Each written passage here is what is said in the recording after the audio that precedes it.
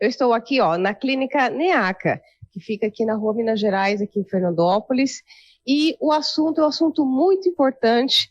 Nós já até retratamos esse assunto no Rotativa, e ao meu lado eu estou com a Josilda Lima, e ela vai conversar comigo um assunto importante da gente tirar dúvidas, que é o autismo. Só que um pouquinho diferente, né, Josilda? Porque nós vamos falar sobre o autismo, não só em homens, nós vamos falar especificamente das mulheres. Muitas mulheres hoje são diagnosticadas também com autismo. Vamos falar então um pouquinho sobre esse assunto, então? Tudo bem, Josilda? Tudo bem, pessoal. Isso. Na verdade, antigamente tinha a ideia de que existia mais autistas homens do que mulheres. Hoje já isso caiu por terra, né? Devido ao grande desenvolvimento das avaliações e dos estudos científicos, comprovou-se que existem muito mulheres, inclusive hoje, antigamente falava de 90 homens e uma mulher, não existe isso. Já é comprovado cientificamente que o autismo em mulheres, ele tem um formato diferente, né? E quais são, então, as particularidades dessa diferença do autismo em homens e o autismo em mulheres? O homem, ele gosta de coisas mais concretas, né? É muito interessante, por exemplo, quando eles têm um hiperfoco em jogo, eles jogam com outro amigo. As mulheres, por exemplo, elas gostam de um ídolo e ficam, e as meninas adolescentes, elas gostam muito de ídolo, né? Então, confunde bastante, mas a intensidade é muito maior. E, por exemplo, se elas gostam de um perfume, elas gostam muito desse perfume. E elas se envolvem de tal maneira que elas seria aquela pessoa assim, nossa, ela é mega engajada. E é um hiperfoco. Elas, quando se apaixonam, elas se apaixonam demais, muito. Aquela pessoa é a pessoa idealizada e elas levam para a vida. E essas pessoas, em geral, desenvolvem a ansiedade, como desenvolvem nos rapazes, mas com uma intensidade maior. E as mulheres também chegam na adolescência, a depressão, e tem muita intercorrência de tentativa de suicídio.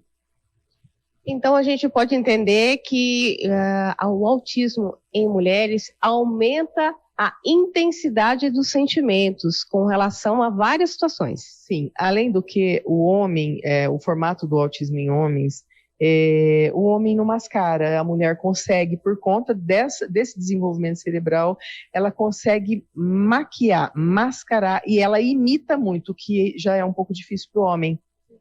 Ela imita muito e ela tem esse rastreio visual, rastreio social. Aonde ela chega, ela procura observar e imitar uma pessoa. Então passa despercebido e isso gera um cansaço extremo nesse indivíduo, nessa mulher. Quando ela chega em casa, ela literalmente apaga. E às vezes elas se desorganizam de tal forma que demora até dias para voltar a se organizar. No que homem eles não fazem questão, né? E a mulher, ela copia muito, né? Ela copia uma outra pessoa e aí é imperceptível. Ou ela é extremamente introspecta ou ela é extremamente falante, né?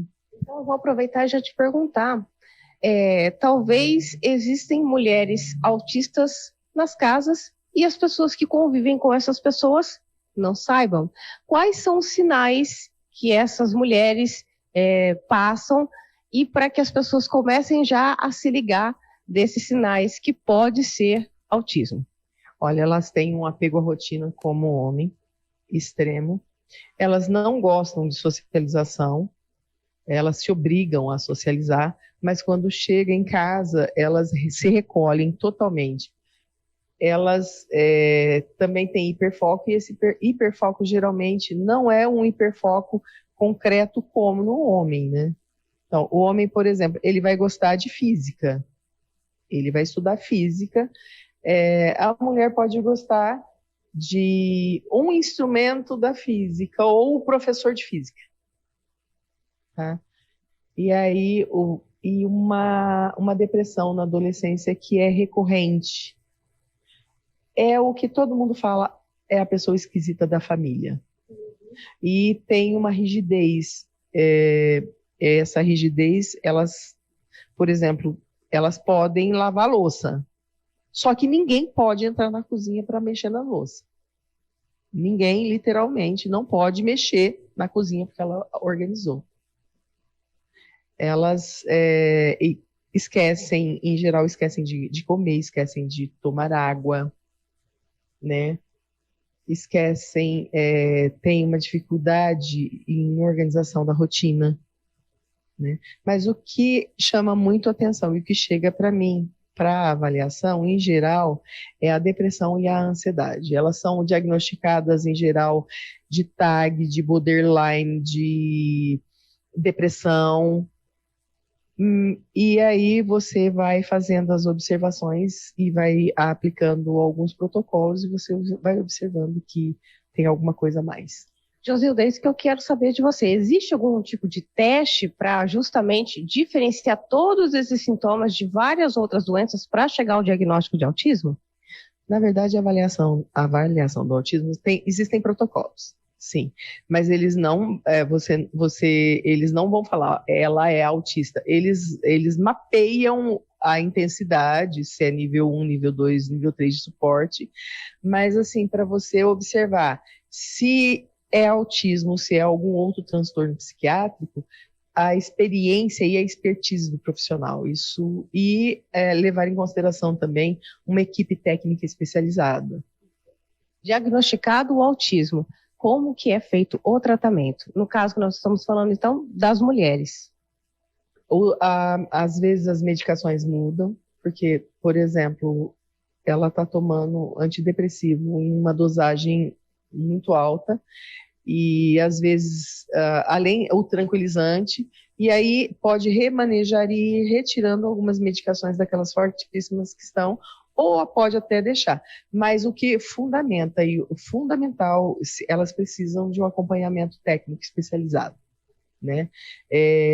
Que atua em geral, por exemplo, na organização da rotina, na organização dos pensamentos, e ou um profissional especialista em saúde mental, né? No caso aqui, para adolescente e adulto, nós temos, tanto eu quanto a Carol, nós atendemos, ou é psicólogo, o médico especialista, esse é para sempre, porque é um funcionamento diferente do cérebro, não é uma doença, né?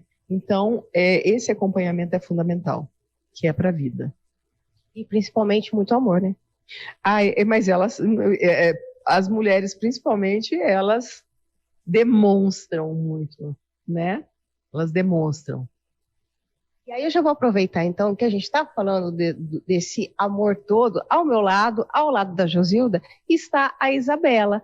A Isabela, ela tem 19 anos, né, Isabela? E ela foi diagnosticada com o autismo, mas isso, para a vida da Isabela, é só um diagnóstico, né? Você estava contando pra gente que você faz até faculdade, você faz universidade, conta pra gente, Isa. Eu tô no segundo ano da faculdade, e o diagnóstico, na verdade, ele veio só para me fazer me sentir compreendida por mim mesma e me ajudar mais ainda nos quesitos de entender os meus limites dentro da faculdade, dentro da sociedade, e me ajudar a me entender enquanto pessoa e fazer os outros me entenderem também e respeitarem esses meus limites, que são nada mais nada menos que um funcionamento diferente e que deve ser respeitado. E, na verdade, isso mudou mais em mim do que no resto da minha vida em si. Mudou mais na maneira como eu me entendo e como isso vai ser externado pro resto da minha vida, na faculdade, no dia a dia. Então, foi muito bom para mim esse diagnóstico e me fez entender mais.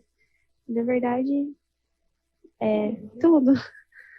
Qual que é a mensagem que você deixaria para outras meninas que são autistas? Procurar ajuda, porque quando a gente não entende o que a gente está sentindo, isso pode como já levou muitas meninas à depressão, ansiedade, porque a gente se sente deslocada, a gente se sente normal demais para ser diferente, diferente demais para ser normal. Então, esse sentimento de não pertencimento é muito grande e causa uma angústia, um vazio. Então, quando a gente procura ajuda, a gente começa a entender mais do motivo que a gente sente o que a gente sente e que é normal sentir o que a gente sente.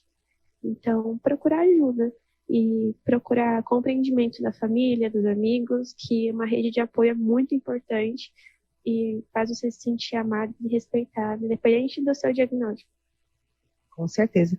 Josilda, então, tá dado o recado pela própria Isabela, né? Procurar ajuda para se conhecer e também passar para outras pessoas que acreditam que não conhecem o autismo, não sabem como agir e, principalmente, o preconceito para ser lidado com isso também.